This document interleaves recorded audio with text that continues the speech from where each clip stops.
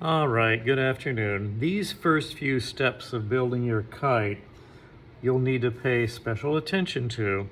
You need a large sheet of white paper. Here I have two. I'm going to set one of them off to the side.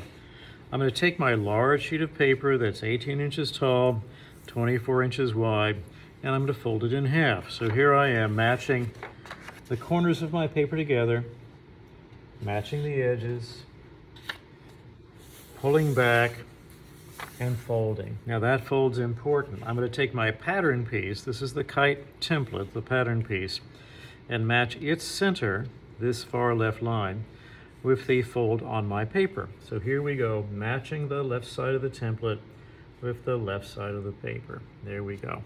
Now we're going to do a little tracing.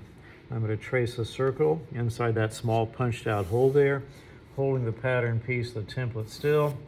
I'm going to trace this little notch at the top, this line angling down to the right, this long right edge, and one more area to trace a small little notch on the bottom, okay? Now I'm done with my template. I'm going to pick up my yardstick, my straight edge, and I'm simply going to connect the little tiny triangular notch at the bottom with the little tiny triangular notch at the top, rule a line, make it straight. So I'm done with my ruler for a little bit. Now I'm going to open this up, and we're going to be adding some paint to one side and transferring it over to the other. Now, this section here closest to the center fold, you don't really have to add any paint or decoration there at all. That section and its corresponding section over here on the left is part of the bridle. The bridle you really won't see from the ground. It's there only to make the kite stable and strong. You will, however, see this section from the ground when you're flying your kite, this right wing, and also there'll be a left corresponding wing over here. It's not a lot of space to decorate, but we can still get something in there. Now what I'm going to be doing right here is creating a very large eyeball. You can come up with whatever design you want. And I'm making things extremely big to be seen from the ground, okay? And I'm also keeping things very simple.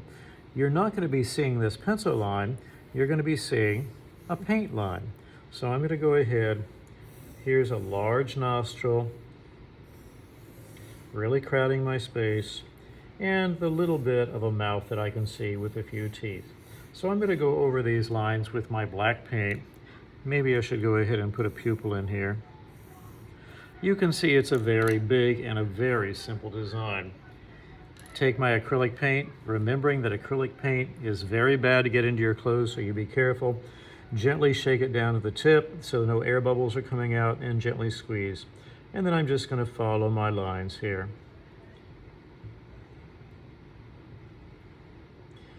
It's a nice thick line of black paint.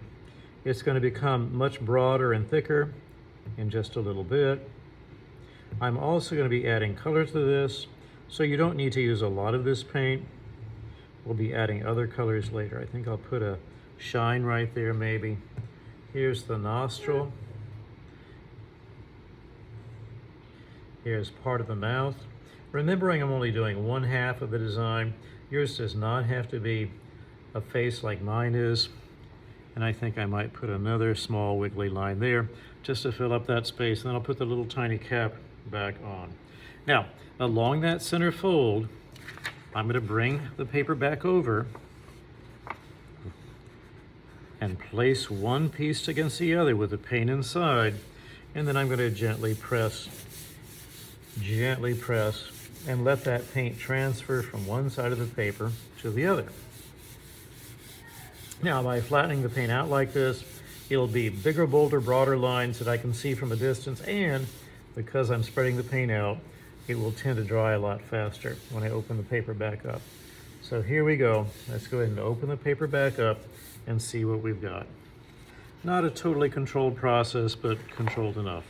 Okay, now remember, this central portion comes together as the bridle on the piece, so the eyes will come together towards the middle, as will the nostrils come together towards the middle.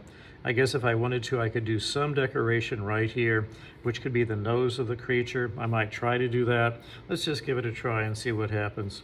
I'm going to go ahead and do this line. Shake the paint down to the tip. from the eyebrow. Make that nose go that way. You'll see how this works in a little bit. Again, close the paper back up again. You don't have to do this step. I'm just curious to see how it works. Again, press the paint out gently. And again, open the paper up so everything can dry. Now that nose will be sticking straight out later on. You won't be seeing it from the side at all, okay? Now, you try.